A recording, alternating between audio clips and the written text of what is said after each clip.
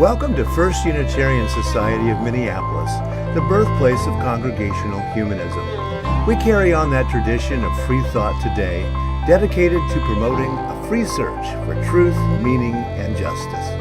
Our web address is fusunitarian.org. I'm David Breeden, Senior Minister.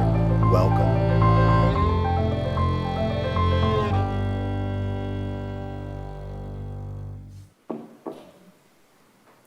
Welcome to FUS Unitarian Society of Minneapolis on this Sunday, March 3rd, 2024. It appears that Florida has come to us for the day, so you saved a lot of money there. FUS Unitarian Society is a member congregation of the Unitarian Universalist Association of Congregations, and our program is on-site live here, online live, and on demand 24/7. My name is David Breeden. I'm the senior minister here. I'm joined today by our music director, Mike Vosich. Amos, I'm so glad to see you today. Amos Luchiti, so we're in for some very good piano work today. And the FUS Chalice Choir. Yay! If everyone will look to your left and or your right and say, I am so happy you're here today. Happy you're here today. All right.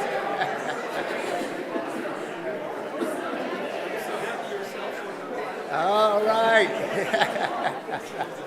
That's what we're all about here, is gathering in community. Because as a humanist congregation, we see the holy and the sacred as us being together for each other and for the planet.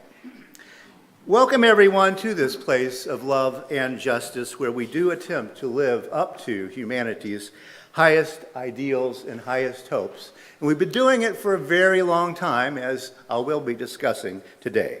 Thank you all for being here today.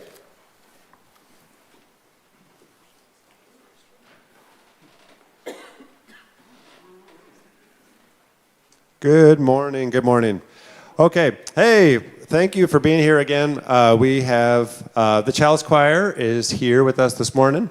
We're going to be featuring some music by some women composers today. There's Arian Norman is a modern, she's a living choir director and educator and composer. She lives in Texas.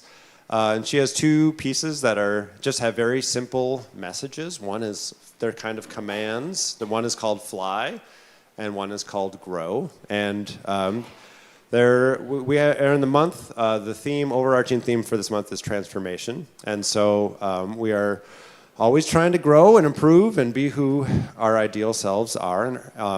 And then Fly is just kind of an inspiring, wanting to take off and be free in the world. And then in the middle, I'm going to highlight a piece by Carla Bley, who is a jazz composer, pianist who died in October. She had a really long career. She kind of pioneered the free jazz movement in New York, was a really prolific composer, and also just helped kind of create a pathway for artists to create their own music labels and self-publish. So important figure, and a lot of music. She wrote a lot of music. Some of it's very, very strange, but this one's not too weird. But we're going to start things off with Grow, and we have Kevin here helping us out with some percussion. So thank you very much. All right.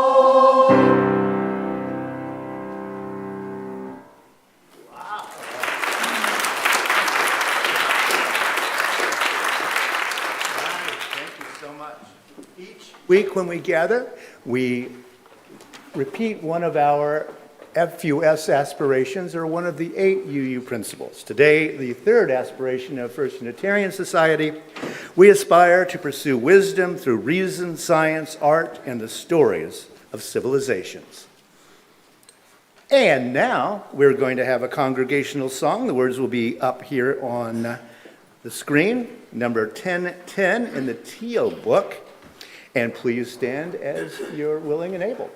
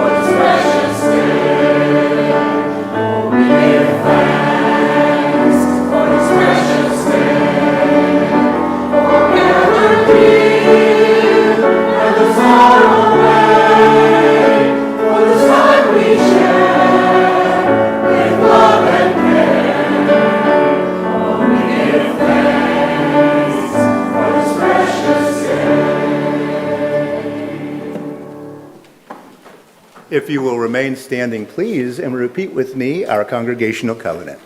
Love is the spirit of this place, and service its law. This is our great covenant, to dwell together in peace, to seek the truth in love, and to help one another. Please be seated.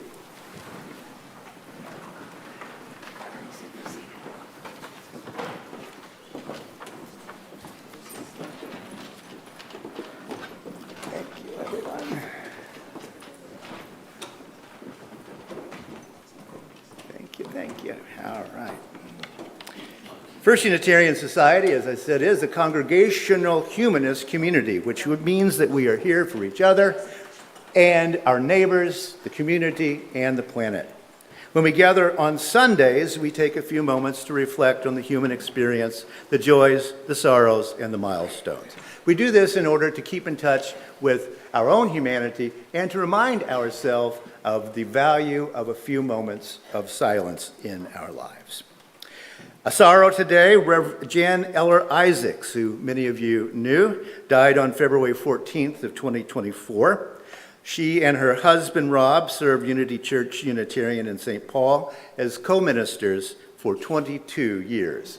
A memorial service will be at Unity. The details have not yet been announced. By the way, downstairs we do have cards if you want to share with any of our shut-ins or folks who cannot be here today to say hi and a little bucking up sometimes.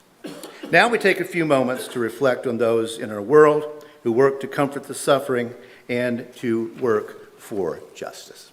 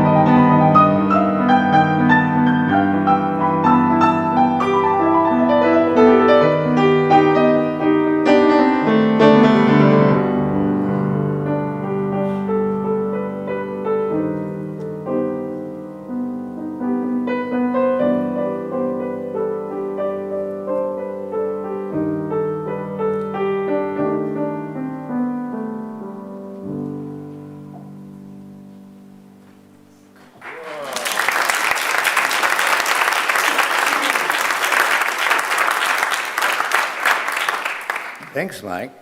Interesting. Fun. Thanks. Our theme for the month, as Mike said, is the gift of transformation. We will be exploring transformation from several angles on the coming Sundays, from the point of view of how dreams of liberation are born and nurtured until they flower. Sometimes that takes a long time.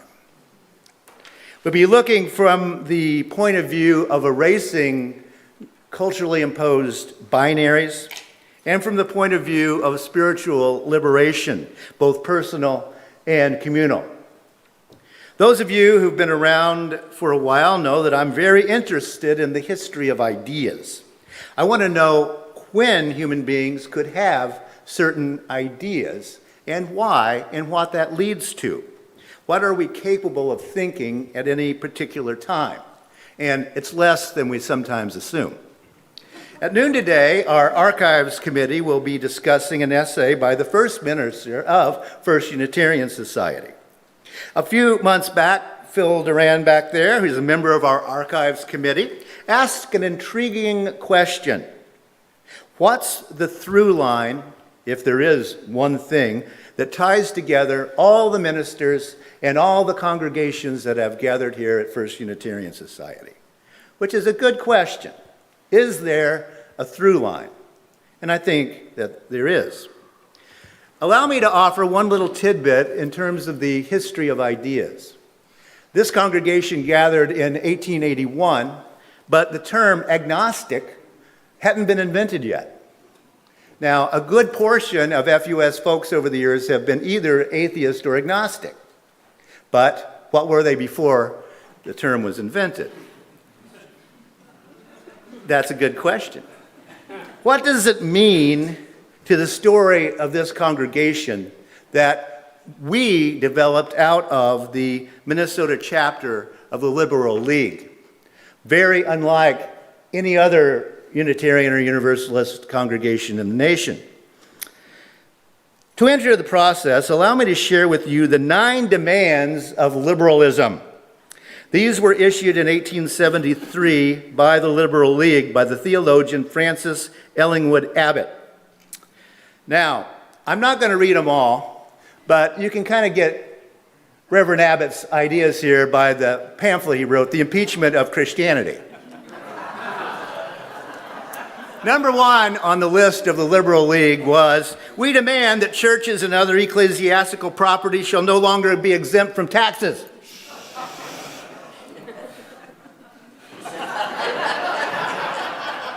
We demand that the employment of chaplains in Congress and in the legislatures, in the Navy and militia and in prisons, asylums, and all other institutions supported by the public money shall be discontinued.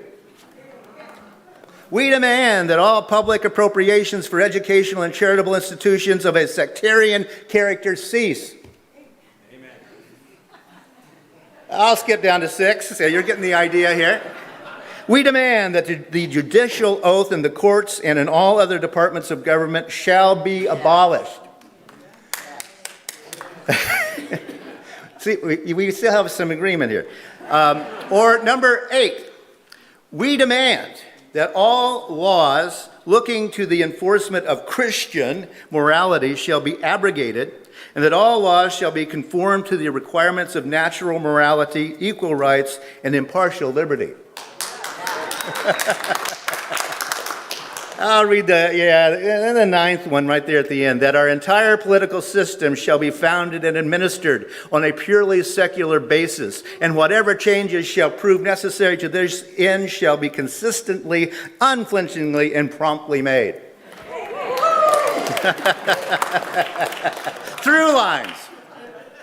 One through line is that I think you will have to admit a group that subscribes to those principles are extremely unlikely to become a church.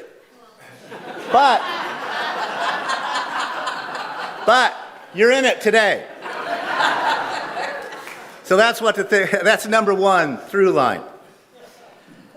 You might also realize that these are also the mission of the American Humanist Association, still today. It still is not accomplished today, but the connect line there is that John Dietrich's best friend was Curtis Reese, who became the first president of the American Humanist Association. So again, humanism comes out of this congregation. It formed after the Second World War. Now, how did such a thing happen? The Liberal League failed in their legislative agenda, as you see. Almost everything they opposed about United States law is still in place 151 years later. How did this happen? One answer is that the Liberal League chapter here in Minneapolis, after their national agenda failed, kept meeting, and they formed a study group for Charles Darwin's Origin of Species, which had been published in 1859. And that's a story that's relatively well known.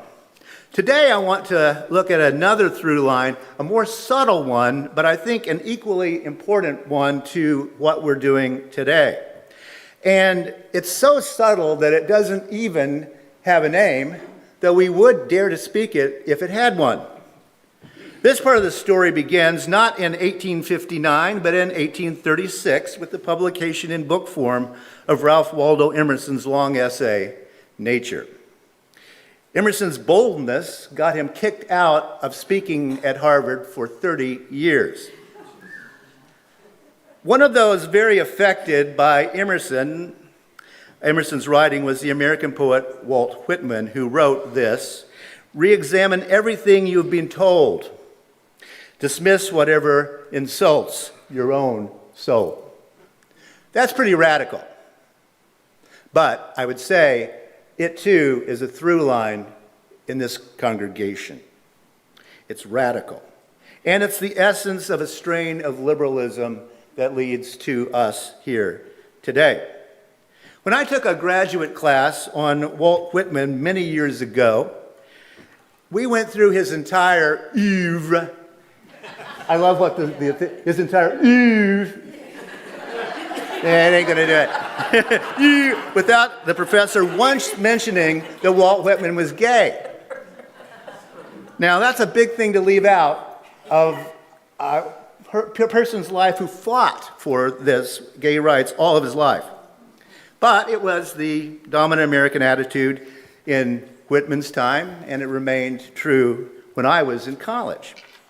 In Great Britain, however, Whitman was seen in his own time as a gay activist.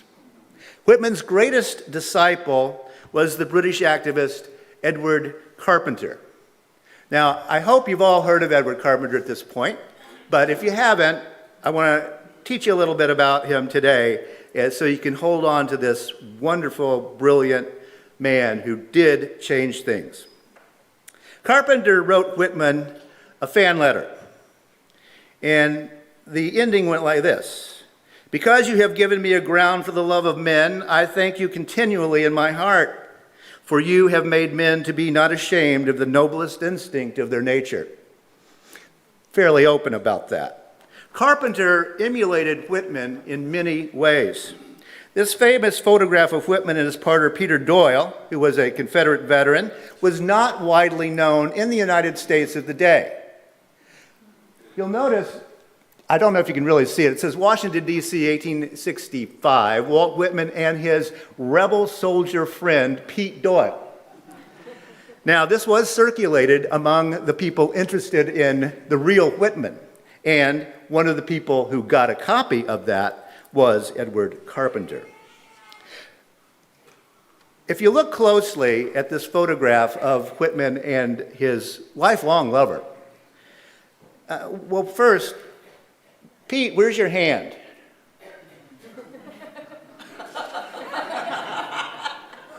Now, if you look at Edward Carpenter and his life partner, George Merrill, George's hand is visible and very Victorian, except that was illegal at the time.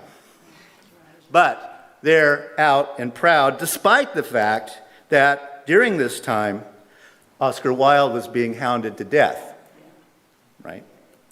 So this is the basis also of the 20th century novel, by the British author E.M. Forster, a novel not published until the 1970s when Forster was safely dead.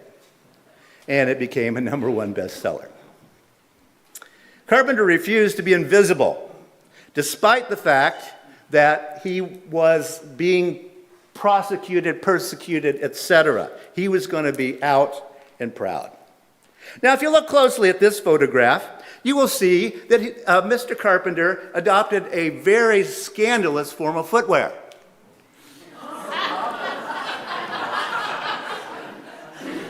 He introduced to the British public the wearing of sandals, freeing the British foot. But you will also notice his definitive statement on sandals and socks.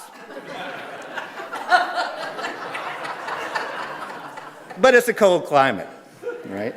As a matter of one of the realities of those days that there was a convention of never smiling in photographs. So Carpenter and his friends had a really great time never smiling while they were doing incredibly weird things in photographs. Nowadays we have to smile, right? It's a convention now where you have to be happy all the time. Interesting, isn't it? Well, Google Edward Carpenter, and I think you'll find a lot of very interesting things out there. Carpenter did forego socks in the warmer weather, as a matter of fact. He and his lover often went to Morocco, and so anytime he got in the warm climate, he did take his socks off. So there you go. It's ambiguous. Now, here's a pair of Carpenter's actual sandals preserved in a museum. As you can see, they were not Birkenstocks. If you look closely enough, you'll see that they were handmade. And another of Carpenter's great interests was the arts and crafts movement of William Morris. He wanted things handmade and aesthetic, right? Carpenter wrote, "Every human being grows up inside a sheath of custom which enfolds it as the swathing clothes enfold the infant."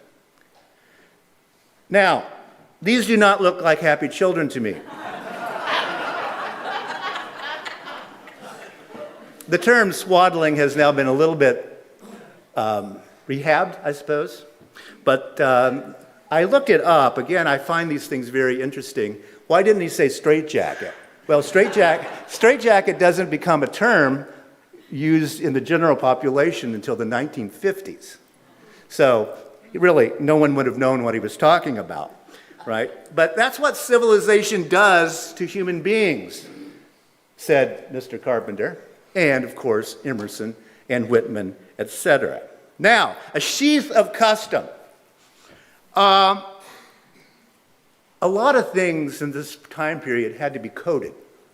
You couldn't say what you were saying. So here's your Latin pop quiz for the day. What is the Latin word for sheath? Vagina. So, that's where it comes from. So, breaking out of the sheath of custom meant a couple of things for Carpenter.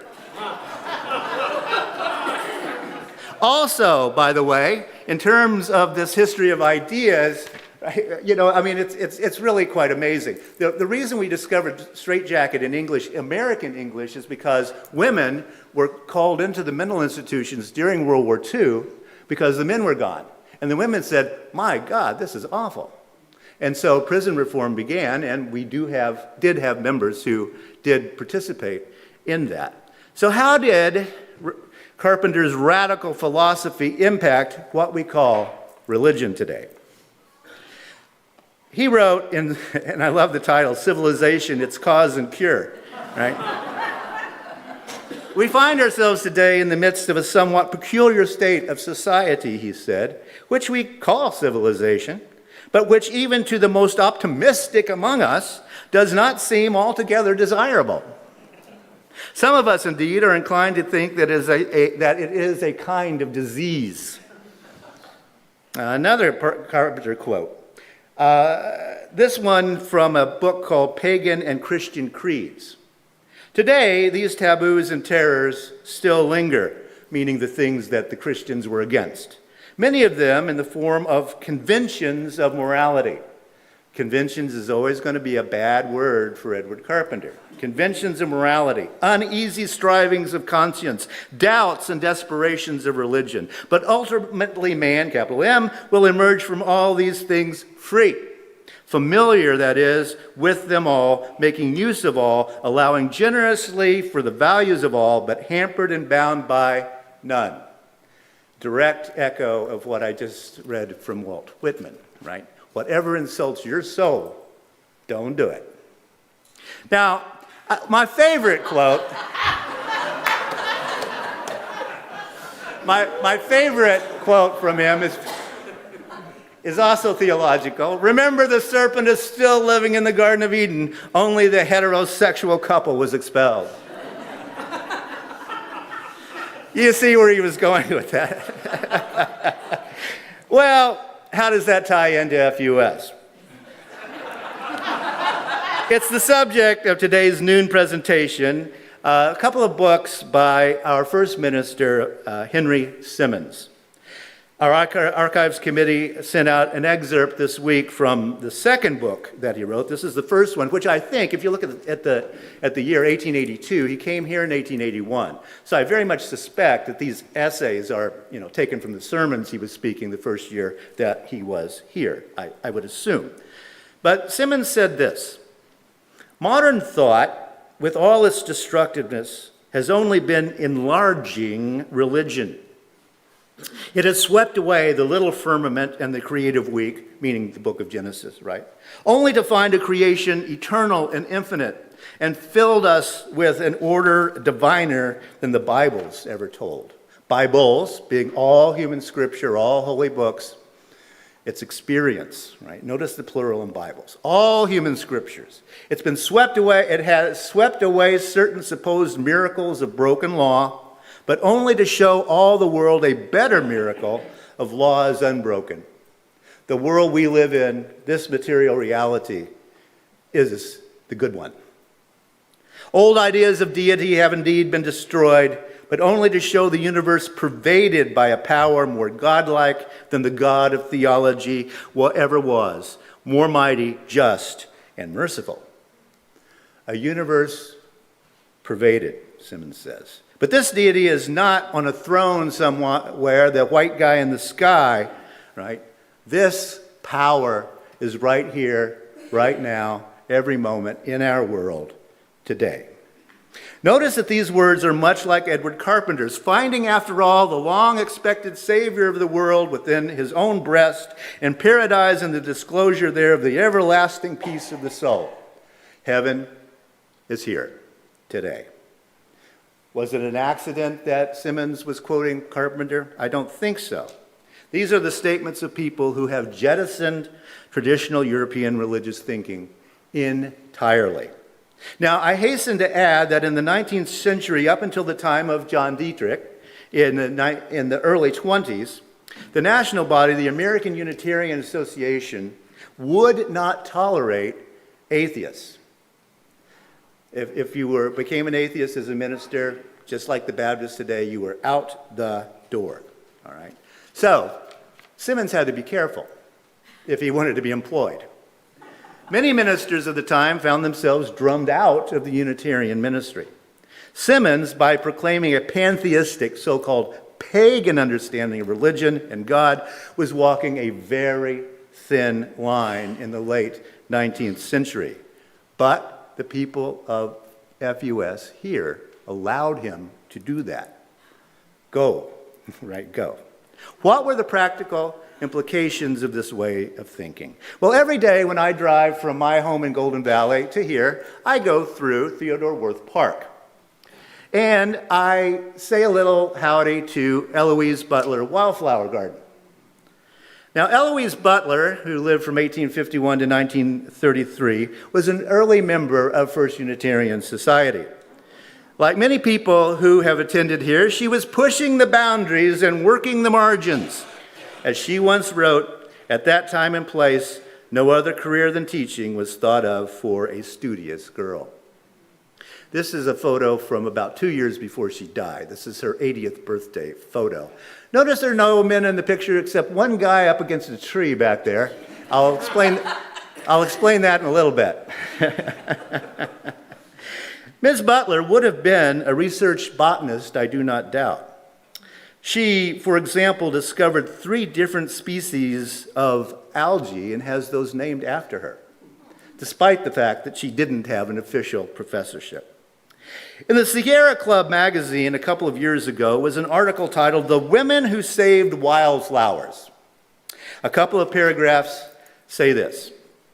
The first wildflower garden in the United States was established in 1907 by Eloise Butler, an algae expert and sister of Cora Pease, a well-known naturalist who connected Butler to a community of women scientists that included Elizabeth Breeden and Ellen Swallow Richards, who was the first female instructor at MIT. Now, Butler curated the Wild Botanical Garden from its founding in 1907 until her death in 1933, wearing brown coveralls and high-laced black leather boots, armed with a broken-off machete, and wearing a park watchman's star pinned to her chest, she would run out the spooners who might crush her plants, which is still a little outside social conventions. A spooner, that's another word that changes all the time. Spooners, parkers, right? You get the idea. Now, over the gate today and then is this weird sounding phrase: let nature be your teacher. Now, I don't know how many people even notice that today, but we can assume that Eloise and Henry Simmons knew the rest of the poem. In those days, people memorized poems like that one, and I do believe it reflects Eloise's views on deity. The poem is by the British Romantic poet William Wordsworth and was published in 1798. It's considered the beginnings of the British Romantic movement. We learned about that a few weeks ago from a BBC thing, right? Remember those romantics. The Table's Turned by William Wordsworth. I want to read just a bit of it for you. Up, up, my friend, and quit your books, or surely you'll grow double. Up, up, my friend, and clear your looks. Why all this toil and trouble? Books, 'tis a dull and endless strife. Come, hear the woodland linnet. How sweet is music on my life. There's more of wisdom in it. And hark how blithe the throstle sings. That's a thrush in American English. He too is no mean preacher. Come forth into the light of things. Let nature be your teacher. That's the context. And then it goes on.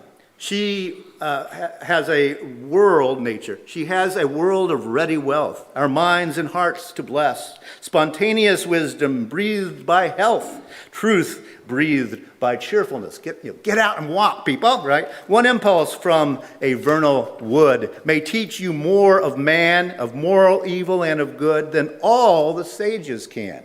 You're getting the point here, right?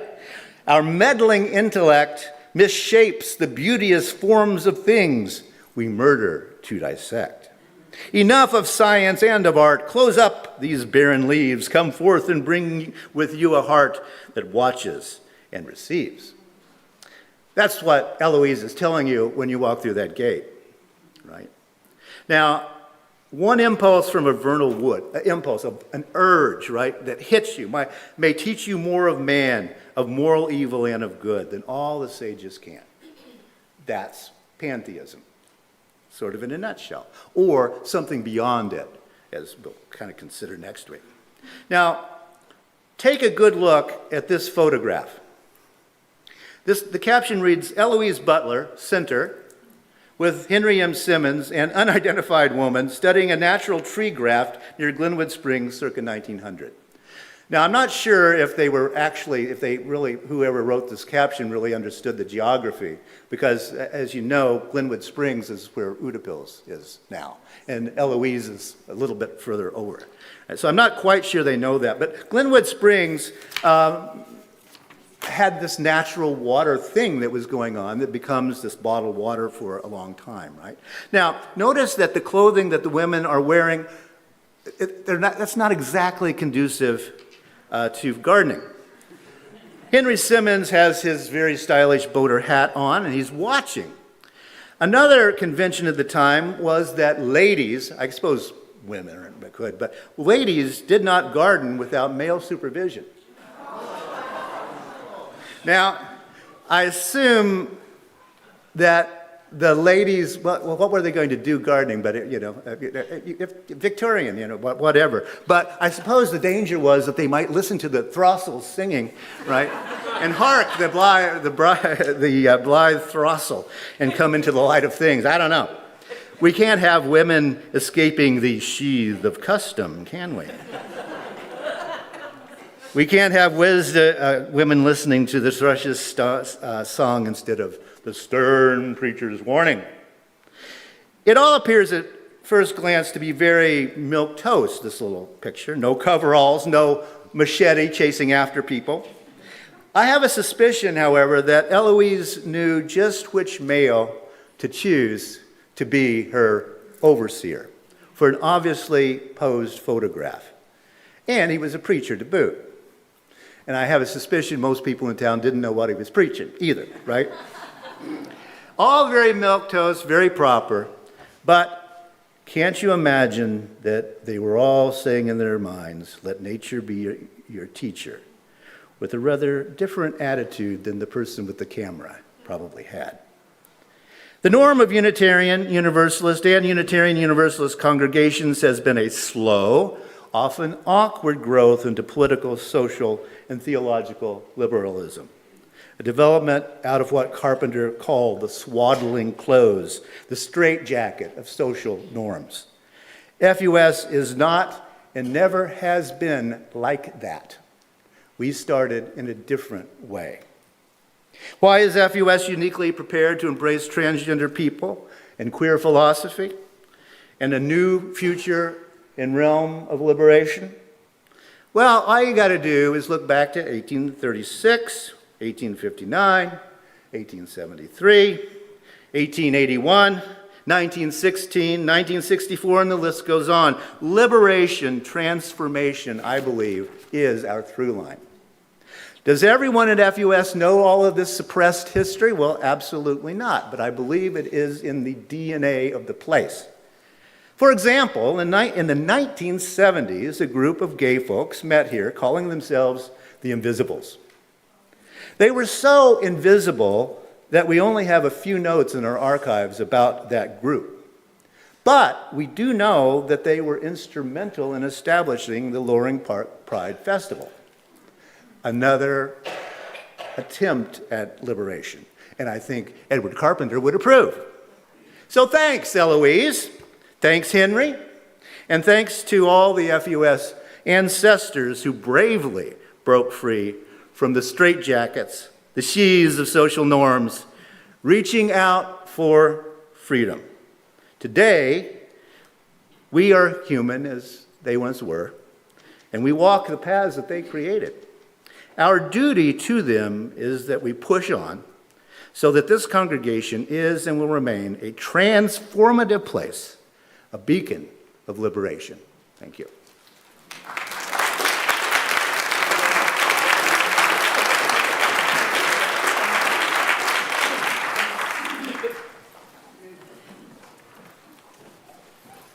We will allow our guys.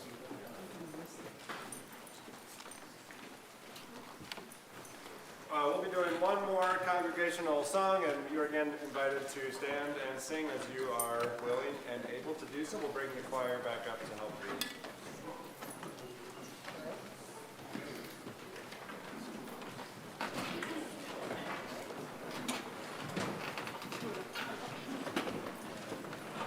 Number 298, and the words will be up here.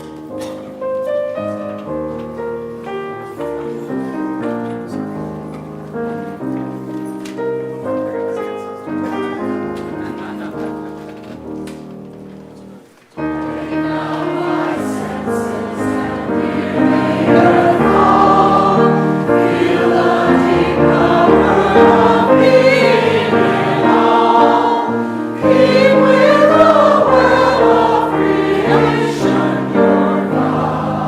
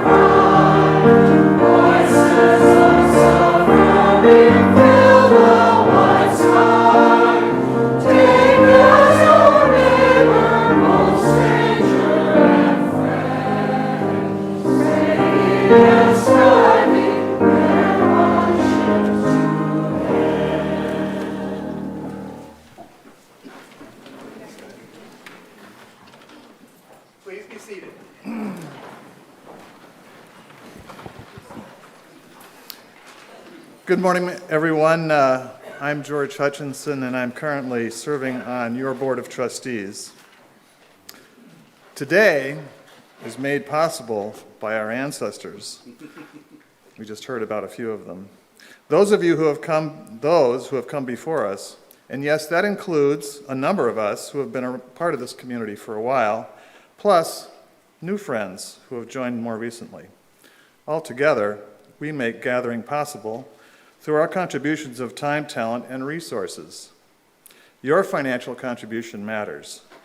It makes possible our future gatherings. So welcome, ancestors. You can find ways to give on our website. Ooh, barcodes. If anyone knows how to use that, let me know, would you? What I usually do is send a check to the office or drop it off. You can do that. There's also a number of other pay options that Doug and the office staff can help you with. So whatever contribution you feel able to make, the ancestors will thank you.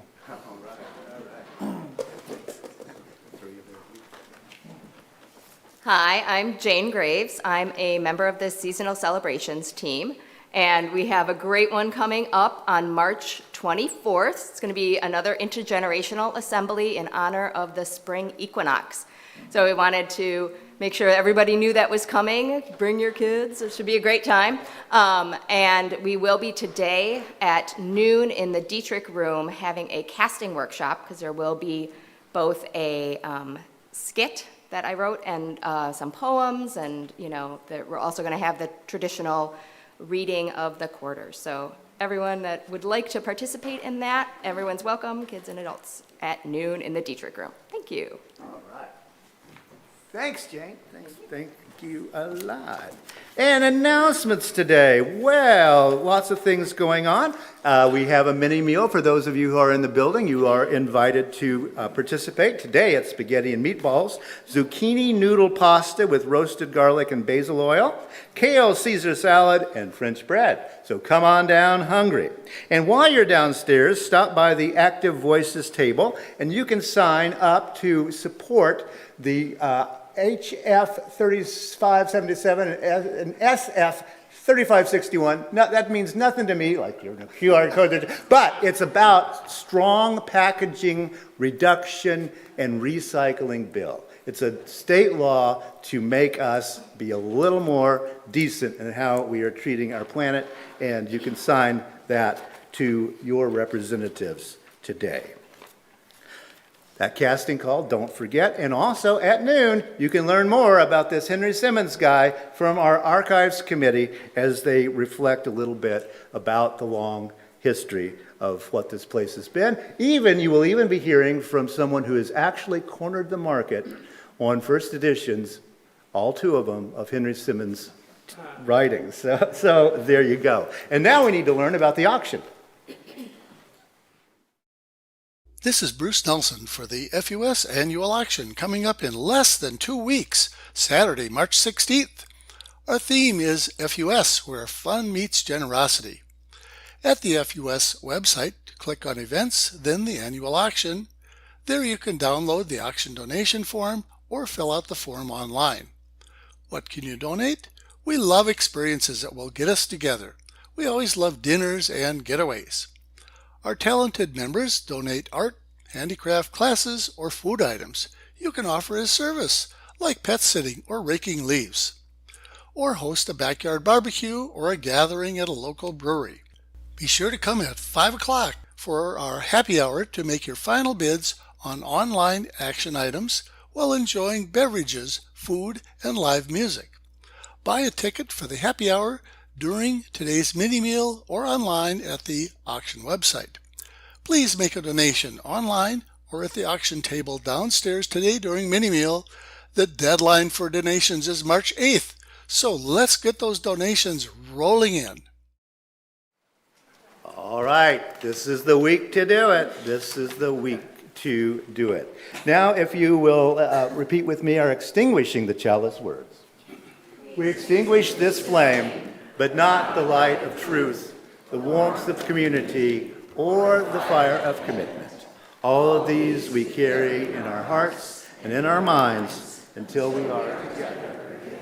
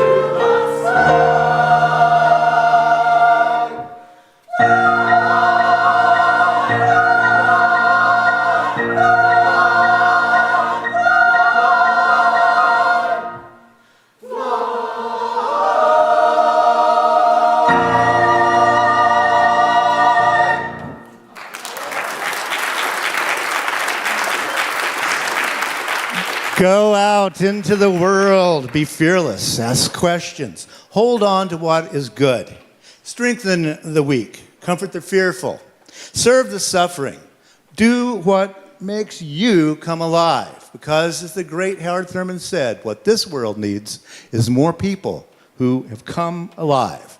Rejoice in the power of the human spirit. So may it be.